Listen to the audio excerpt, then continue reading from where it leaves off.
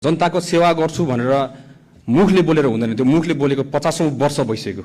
हामीले हातले गर्नुपर्छ, ठाउँमा गएर गर्नुपर्छ। आफ्नो जनताको सेवा ठाउँमा गएर गर्नुपर्छ, उहाँहरूको पीडाको ठाउँमा बुझेर गर्नुपर्छ। त्यसलाई तपाईहरु स्टन्टबाजी भनेर भन्नुहुन्छ। मलाई इच्छा छैन यहाँ कसैको लागि स्टन्टबाजी गर्नलाई, आफ्नो देशको सेवा गर्न आएको। जानी नजानी अनजानमा होस्, आफूले सक्ने नसक्ने हामीले गरेर हातमा पानी राखेर यसरी यसरी गर्दै बिस्तारै हिँड्दै हामी यहाँसम्म आएको। पोखलाकी देश दुर्घटनामा जाला कि भनेर। त्यसलाई तपाईले स्टन्टबाजी भनेर भन्नुहुन्छ।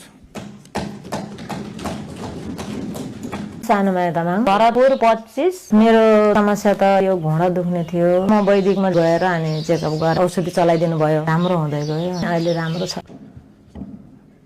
आज म यहाँ बोल्न आएको। म धेरै साथीभाइहरू देखेँ, मानिन्ज्यूहरू उठेर घाँटी सुक्ने गरी चिचाइराख्नु भएको थियो, देखेँ मैले।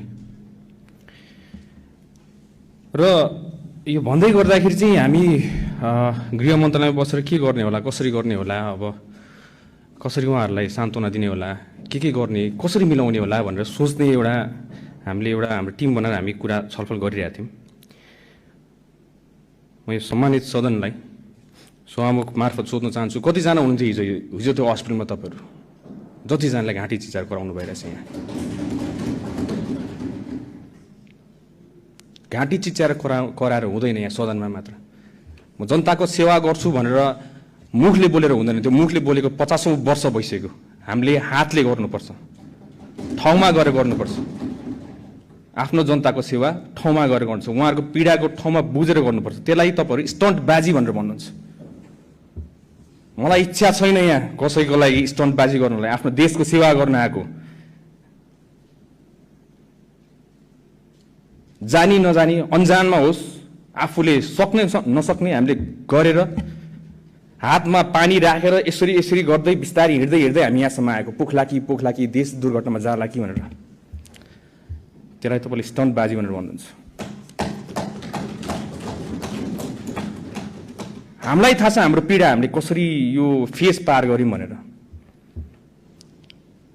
हामीलाई मात्र थाहा छ त्यो पीडा। अब आज म यो सम्मानित सदनलाई सभामुख मार्फत सरकार कसरी सञ्चालन हुन्छ भनेर तपाईलाई म सिकाउन चाहन्छु। हाम्रो 3 तहको सरकार हुन्छ। एउटा संघीय सरकार भयो,